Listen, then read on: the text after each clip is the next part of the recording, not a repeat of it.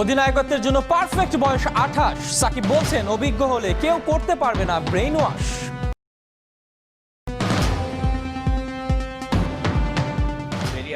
প্রথম যখন দায়িত্ব পাই তখন আমার বয়স মাত্র 22। মোটেই ঠিক ছিল না বয়সটা, তবে এটা সত্য ক্যাপ্টেন্সি আমার পারফরমেন্সে প্রভাব ফেলেনি। করোনায় কেড়ে নেওয়া 10 টেস্ট দেশের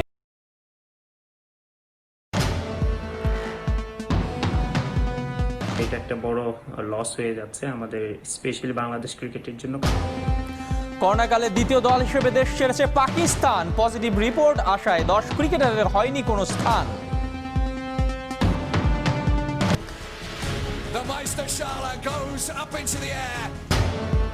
বুন্দেসলিগায় শিরোপা নিশ্চিত করেছে বায়ার্ন। লিগে ওরা টানা 8 বারের চ্যাম্পিয়ন।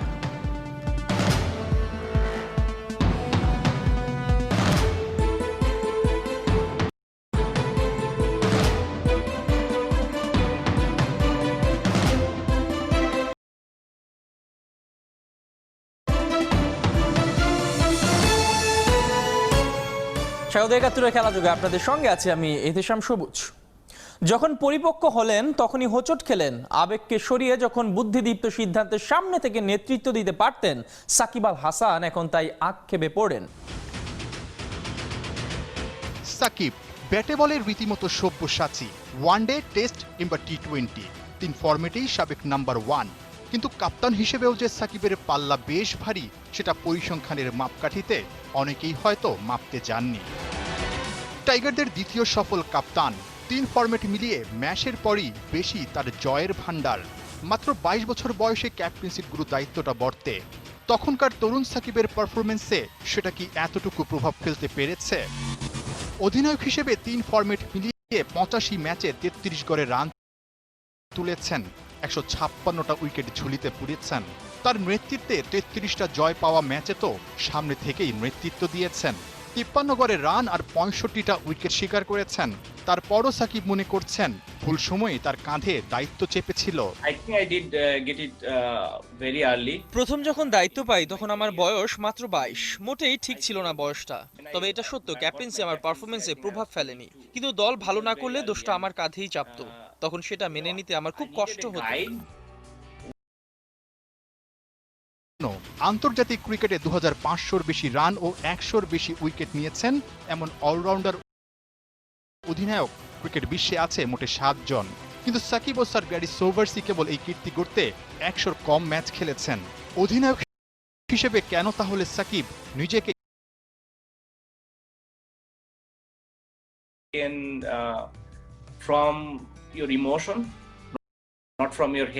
পেছনে তাকালে আমার মনে হয় এখন আমি আরো ভালো করতে পারতাম।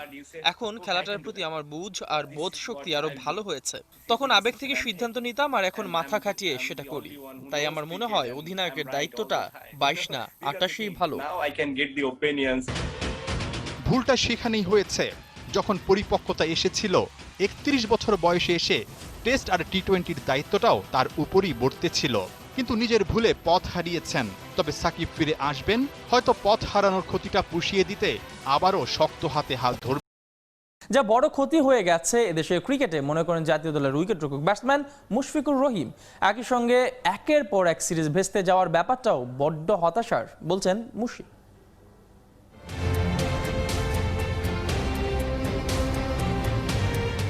সেঞ্চুরি কিংবা 50 হাঁকিয়ে মুশফিক সাকিবের এমন ব্যাট উঁচিয়ে ধরা কতদিন দেখা হয় না।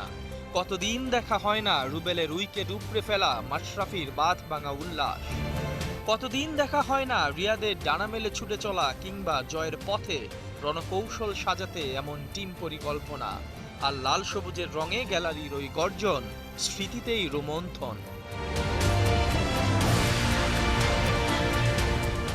এই স্বর্ণালী মুহূর্তগুলো করোনা গ্রাস করেছে। এপ্রিলে পাকিস্তানের বিপক্ষে সিরিজ দিয়ে শুরু, সবশেষ বাতিল হয়েছে অগাস্টে নিউজিল্যান্ডের বাংলাদেশ সফর। ক্রিকেটের উইপোকা হয়ে থাকা মুশফিকের কাছে যা বড্ড যন্ত্রণার। অ্যাজ এ প্লেয়ার হিসেবে একটা চ্যালেঞ্জিং এবং ফ্রাস্ট্রেটিং পিরিয়ড, বাট আমি সবসময় বিলিভ করি আল্লাহ যা করেন অবশ্যই ভালোর জন্য। আর ইনেভার নো, মেবি হয়তো বা আমি ইনজুরি হতে পারতাম এবং এই 5-6 মাস হয়তো বা ক্রিকেটের বাইরে এমনিও থাকতে হতে পারতো। তো আসে বাংলাদেশ এমনিতেই খুব একটা টেস্ট পায় না, তার উপর করোনার কারণে হাতছাড়া হয়েছে 10টা টেস্ট।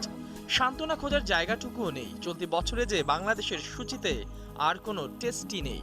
যে এটা একটা বড় লস হয়ে যাচ্ছে আমাদের, স্পেশালি বাংলাদেশ ক্রিকেটের জন্য। কারণ আমরা যদিও 20 বছর আমাদের অলমোস্ট পার হয়ে গেছে, তো আমরা যে জায়গাটায় হয়তোবা সবাই চেয়েছিল, আমরা সেই জায়গাটা হয়তোবা কনসিস্টেন্টলি পারফরমেন্স করতে পারিনি। তো আমরা সেটার অন্যতম একটা কারণ ছিল যে আমরা টেস্ট প্রতি বছর খুব কম খেলি। তো দেখা যায় যে এই বছর যেহেতু টেস্ট চ্যাম্পিয়নশিপের কারণে 10টা টেস্ট খেলার মতো সুযোগ ছিল, বাট আনফরচুনেটলি এই প্যান্ডেমিকের কারণে সেটা হচ্ছে না। টেস্ট না থাকলেও 2020 সালে বাংলাদেশের সামনে আর 4টা ইভেন্ট আছে। সেপ্টেম্বরে এশিয়া কাপ, পরের মাসে নিউজিল্যান্ড সফর, দুদুল্যমান অবস্থায় থাকা টি-20 বিশ্বকাপ অক্টোবরে, আর সবশেষ ডিসেম্বরে শ্রীলঙ্কার বিপক্ষে সিরিজ। এদের মধ্যে করোনামুক্ত দেশ হওয়া একমাত্র নিউজিল্যান্ড সফরেই আশার বাতি জ্বলছে, বাকি সবই পেন্ডুলামের মতো দুলছে। তবে সে যাই হোক, এর মধ্যে 3 মাস বেকার সময় কাটানো ক্রিকেটারদের আরও অন্তত 2 মাস মাঠের বাইরেই থাকতে হচ্ছে। ইহতেশাম সবুজ, 71। পাহাড় সম চাপেও বরফ শীতল অস্ট্রেলিয়ার নারী ক্রিকেট দলের অধিনায়ক মেগ ল্যানিং, যার উপাধি আইস ওমেন। বড় বড় ব্যাটসম্যানদের রেকর্ড ভেঙেছেন এই নারী ক্রিকেটার। সবচেয়ে কম 76 ইনিংসে 13খানা সেঞ্চুরি। বিরাট কোহলি, হাশিম আমলা, ডেভিড ওয়ার্নাররাও যা দেখাতে পারেনি। রহমান পেরের রিপোর্ট।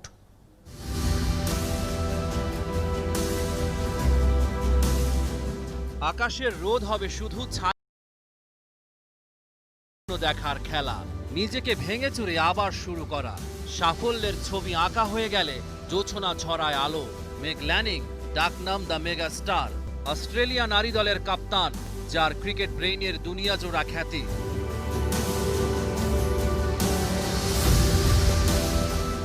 মেগ ল্যানিং এর সকল ভালোবাসায়, সকল আঘাত, সকল আশায় কেবলই ক্রিকেট। ওর দিনগুলো সব রং চিনেছে 22 গজের ছোঁয়ায়। অল্প সময়ের মাঝেই অবিশ্বাস্য কীর্তি গড়েছেন।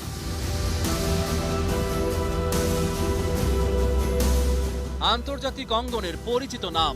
ক্রিকেট পণ্ডিতদের মতে ওর কাছ থেকে গভীর কিছু শেখার আছে।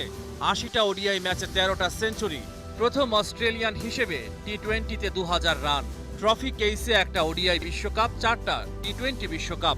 28 বছর বয়সেই রোল মডেল।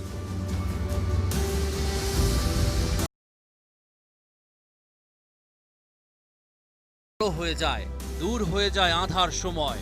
অস্ট্রেলিয়ার নারী ক্রিকেটের লাল নীল রঙের আনন্দে ও যেন এক চিলতে রোদ্দুর।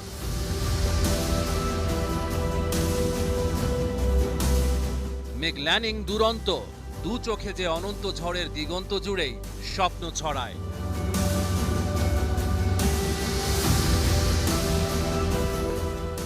রহমান পেয়ার, 71।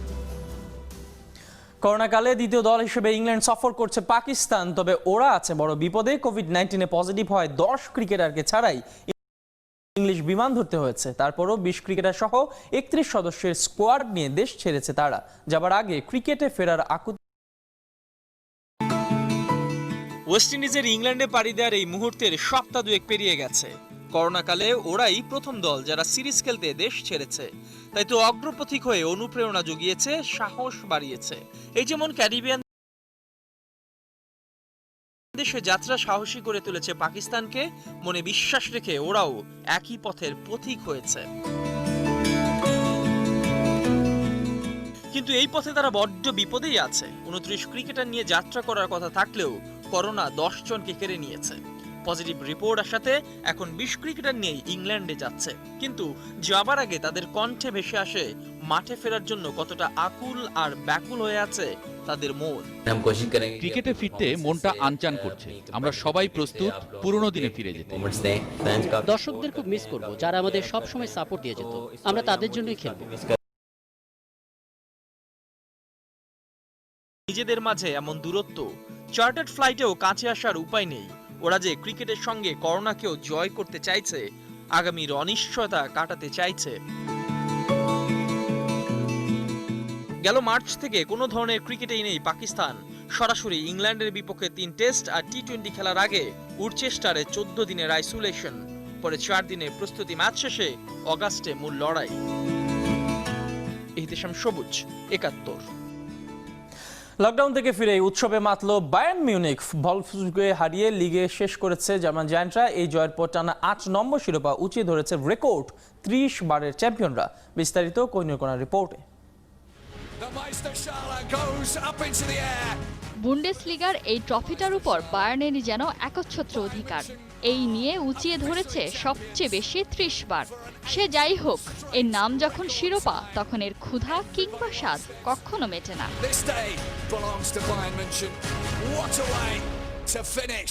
তবে জার্মান জায়ান্টদের এবারের শুরুটা হয়েছিল একেবারে যাচ্ছে তাই। টানা ব্যর্থতায় কোচ নিকো কোভাচকে জানাতে হয়েছিল বিদায়।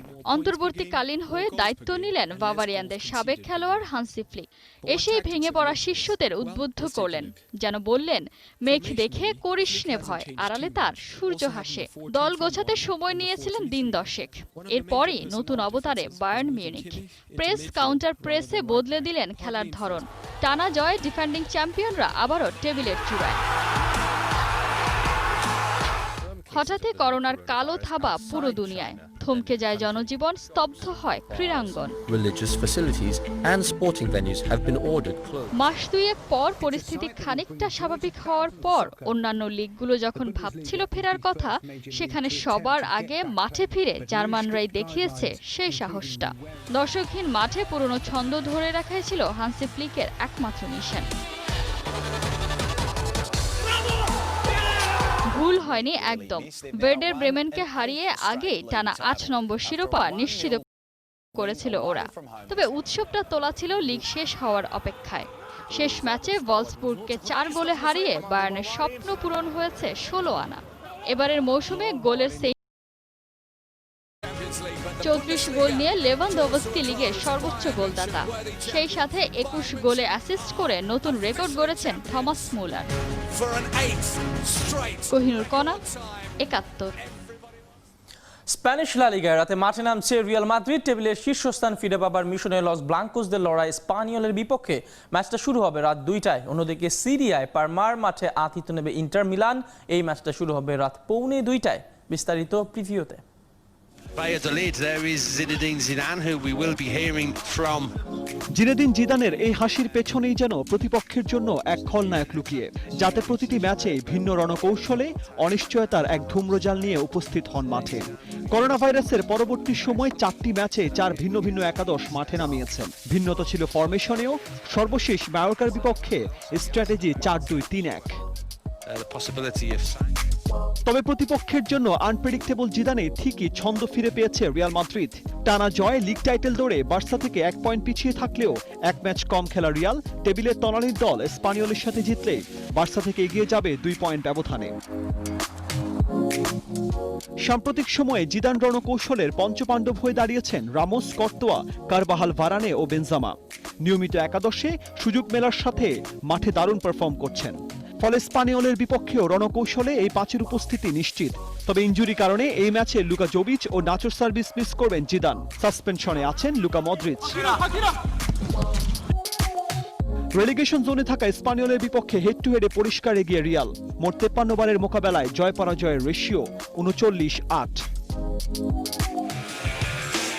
স্পেন থেকে ইতালি শিরোপা দৌড়ে পিছিয়ে পড়লেও সেরা 4-এর জায়গাটা পোক্ত করতে চায় ইন্টার মিলান। 58 পয়েন্ট নিয়ে টেবিলের 3-এ থাকা রিয়াল জায়ান্টদের ঘাড়ের নিচে নিঃশ্বাস নিচ্ছে আটলান্টা। ফলে এই রাতে ইন্টার মিলানের জন্য জয়ের বিকল্প নেই। যদিও পারমার মাঠে লড়াইটা খুব একটা সহজ হবে না মিলান জায়ান্টদের জন্য। মুখোমুখি পরিসংখ্যানটাও তাই বলছে। শেষ 5 লড়াইয়ে পারমার 2 জয়ের বিপরীতে ইন্টার মিলানের জয় মাত্র 1টায়। দলে বড় ধরনের কোনো ইনজুরি সমস্যা নাই। তবে 3 ম্যাচে সাসপেনশন পড়ায় এই ম্যাচে ডিফেন্ডার মিলানের সার্ভিস মিস করবেন ইন্টার বস। চীনের এই তিয়ানমান পর্বতকে ঘিরে অসংখ্য রূপকথার প্রচলন রয়েছে। চূড়ার উচ্চতার কারণে সব সময় মেঘে ঢাকা থাকে এ পর্বত। এই উঁচু পর্বতের ভেতর দিয়ে চীনের একটি রোমাঞ্চকর ও বিপজ্জনক রাস্তা চলে গেছে, যার শেষ প্রান্ত গিয়ে ঠেকেছে একটি সিঁড়ির গোড়ায়, যেখানে 999টি ধাপ রয়েছে। এই সিঁড়ি এত উপরে উঠে গেছে